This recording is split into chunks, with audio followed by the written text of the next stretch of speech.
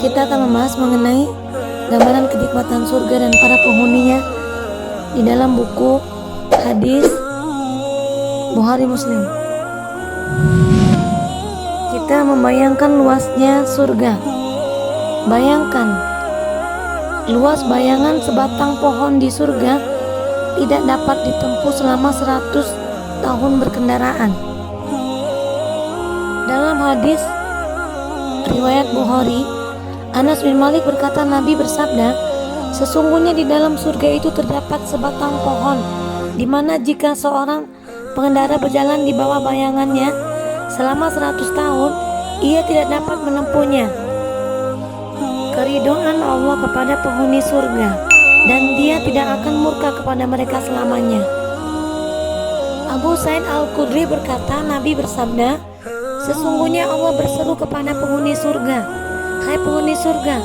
Mereka menjawab, kami penuhi seruanmu, Tuhan, dan segala kebaikan ada di sisimu.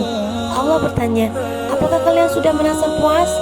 Mereka menjawab, kami telah merasa puas, Tuhan, karena Engkau telah memberikan kami sesuatu yang tidak Engkau berikan kepada seorang pun dari makhluk-Mu. Allah bertanya lagi, maukah kalian aku berikan yang lebih baik lagi daripada itu? Mereka balik bertanya, ya Tuhan, apa yang lebih baik daripada itu? Allah menjawab, aku akan limpahkan keridhaanku atas kalian sehingga setelah itu aku tidak akan murka kepada kalian untuk selama-lamanya. Al-Bukhari. Semoga dalam kehidupan kita akan mendapatkan keridhaan dari Allah Subhanahu wa taala. Amin. Sahal bin Sa'id berkata, Nabi bersabda, sesungguhnya penghuni surga akan melihat ghurfah, tempat yang tinggi di surga, sebagaimana kalian melihat bintang di langit. Hadis riwayat Bukhari. Sifat kemah-kemah surga dan anggota rumah tangga orang mukmin di dalamnya. Abu Musa al-Asy'ari berkata, Rasulullah SAW bersabda, sesungguhnya seorang mukmin mempunyai sebuah kemah di dalam surga yang terbuat dari satu mutiara yang berlubang, panjangnya 60 mil. Setiap sudutnya ada keluarga yang tidak melihat orang lain, dan orang mukmin mengelilinginya. Juga ada 2 surga, kebun surga yang bejana-bejana, dan apa yang ada di dalamnya keduanya terbuat dari perak. Juga 2 surga yang bejana-bejana, dan apa yang ada di dalamnya keduanya terbuat dari ini dan itu. Tidak ada sesuatu yang menghalangi kaum untuk melihat Tuhan mereka, kecuali pakaian kesombongan. Kebesaran Allah di atas wajahnya di surga Aden. Hadis riwayat Al-Bukhari. Kaum yang akan masuk surga, hati mereka seperti hati burung. Abu Hurairah berkata, Nabi bersabda, Allah menciptakan Adam dalam bentuknya setinggi 60 hasta. Kemudian Dia berkata, pergilah dan ucapkanlah salam kepada kelompok malaikat itu, dan dengarkanlah jawaban ucapan salam untukmu dan keturunanmu. Maka Adam mengucapkan, Assalamualaikum, semoga kesejahteraan tercurah atas kalian. Mereka menjawab, Assalamualaikum warahmatullah, semoga kesejahteraan dan rahmat Allah tercurah atas kamu. Mereka menambahkan rahmat Allah. Maka setiap orang yang memasuki surga itu seperti bentuk Adam yang tingginya 60 hasta. Lalu seluruh makhluk setelah Adam terus berkurang tingginya sampai sekarang. Al-Bukhari. Neraka akan dihuni para penindas, dan surga akan dihuni orang yang lemah. Abu Hurairah berkata, Nabi bersabda, neraka dan surga saling berdebat di hadapan Tuhan mereka. Surga berkata, ya Tuhanku, tidaklah surga itu kecuali akan dimasukkan kaum yang lemah dan miskin. Neraka berkata, aku akan dimasuki orang-orang yang sombong.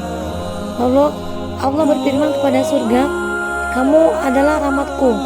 Allah berfirman kepada neraka, kamu adalah siksaku. Aku menyiksa denganmu siapa saja yang aku kehendaki, dan masing-masing kamu memiliki penghuninya sampai penuh. Adapun surga, sesungguhnya Allah tidak menzalimi satupun dari makhluknya, dan sesungguhnya Allah menjadikan siapa saja yang dikehendakinya untuk masuk ke dalam neraka, lalu melemparkannya ke sana. Lalu neraka itu berkata, apakah masih ada tambahan? Hadis riwayat Al-Bukhari. Abadi di surga, langgeng di neraka. Abu Sa'id Al-Khudri berkata, Rasulullah bersabda, pada hari kiamat maut akan didatangkan seperti seekor biri-biri yang berwarna keputihan. Lalu ada yang menyerukan, wahai para ahli surga. Lalu mereka menyalurkan lehernya untuk melihat ke arah sang penyeru. Kemudian penyeru itu bertanya, apakah kalian mengenal ini? Mereka menjawab, ya, itu adalah maut. Mereka semua telah melihatnya. Kemudian penyeru itu berkata lagi, wahai ahli neraka. Lalu mereka menjulurkan leher untuk melihat ke arah sang penyeru. Kemudian penyeru itu bertanya, apakah kalian mengenal ini? Mereka menjawab, ya, itu adalah maut. Dan mereka semua telah melihatnya. Kemudian maut yang berupa biri-biri itu pun disembelih. Lalu penyeru itu berkata, wahai ahli surga, keabadian yang tidak akan ada kematian lagi. Wahai ahli neraka, kelanggengan yang tidak akan ada kematian lagi. Lalu beliau membacakan ayat yang berada dalam surat Maryam ayat 39. Dan berilah mereka peringatan Muhammad tentang hari penyesalan, yaitu ketika segala perkara telah diputuskan, sedangkan mereka dalam keadaan lalai. Maka mereka adalah pencinta dunia yang berada dalam kelalaian, dan mereka tidak beriman. Maryam ayat 39. Al-Bukhari. Ahli surga dan neraka. Harisa bin Wahab Al-Khuzai berkata, aku dengar Nabi bersabda, maukah kalian aku beritahu tentang ahli surga, yaitu setiap orang yang lemah dan melemahkan diri. Seandainya ia bersumpah dengan nama Allah, pasti akan dilaksanakannya. Inginkah kalian aku beritahu tentang ahli neraka, yaitu setiap orang yang kejam, bengis lagi sombong. Al-Bukhari. Setiap yang masuk surga karena rahmat Allah Subhanahu wa taala. Diterangkan dalam hadis Al-Bukhari. Abu Hurairah berkata, Rasulullah bersabda, tidak seorang pun di antara kalian yang akan diselamatkan oleh amal perbuatannya. Seseorang lelaki bertanya, apakah Anda juga tidak, ya Rasulullah? Beliau menjawab, aku juga tidak. Hanya saja Allah melimpahkan rahmatnya kepadaku. Akan tetapi meski begitu, tetaplah kalian berusaha berbuat dan berkata yang benar. Dekatilah kebenaran. Pergilah di pagi hari dan pulanglah di sore hari. Bersahajalah. Niscaya kalian akan sampai. Hadis riwayat Al-Bukhari.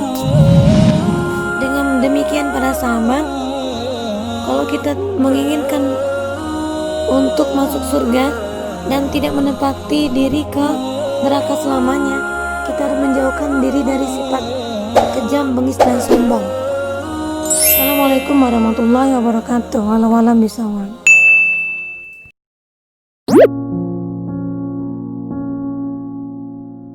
Bismillahirrahmanirrahim. Kita akan bahas mengenai celahnya marah dalam Ilmu Mauludin. Marah itu sebenarnya ialah